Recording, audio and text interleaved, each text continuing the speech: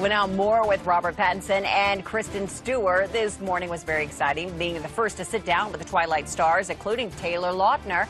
So I want to share with you more of the fun and crazy conversation we had.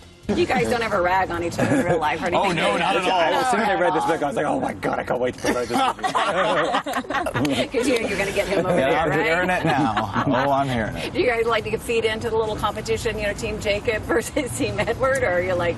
No, not at all. Look at him. He's like, it's kind of fun, gives you something to do, right? Edward and Bella's love scenes in Breaking Dawn Part 2 out November the 16th, the steamiest ever. So there's quite the nice little steamy love scene in the movie.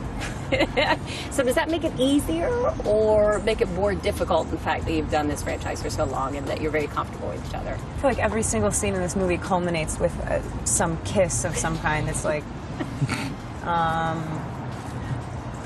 Also, the vampire aspect, you're supposed to have those mind-blowing, inhuman experience. How do you do that? Earlier in the day, Kristen and the Mentalist Simon Baker announced that Kristen's Panic Room co-star Jodie Foster will receive the Cecil B. DeMille Award at the Golden Globes, which aired January the 13th on NBC.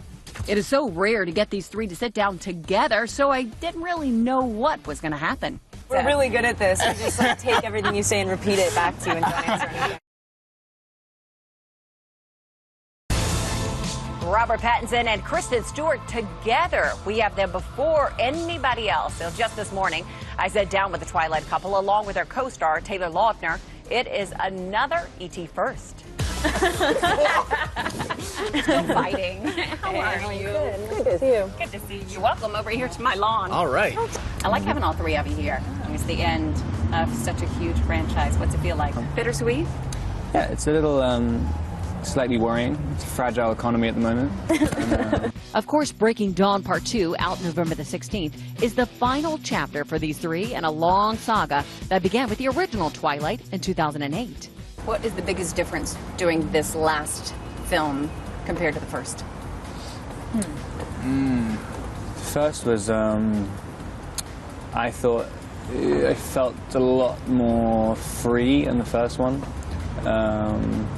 Felt quite dangerous. Yeah. This one, you know your face is still going to be on the front of it, but you have a little bit less control. We have a lot less control than the beginning. So it's kind of scarier. I think when it means that much to you, then it's kind of hard not to feel it. And it does. I mean, we've... To hundreds of thousands of people, right? A little pressure, I guess to it would them be. and to us. I mean, I felt a ton of pressure. Pressure's a good thing. Yeah. Why you think it brings out the best? As soon as you don't have that pressure, what are you doing it for? It's like, it makes it incredibly worth it. I mean, I guess it's an indication that it's worth it.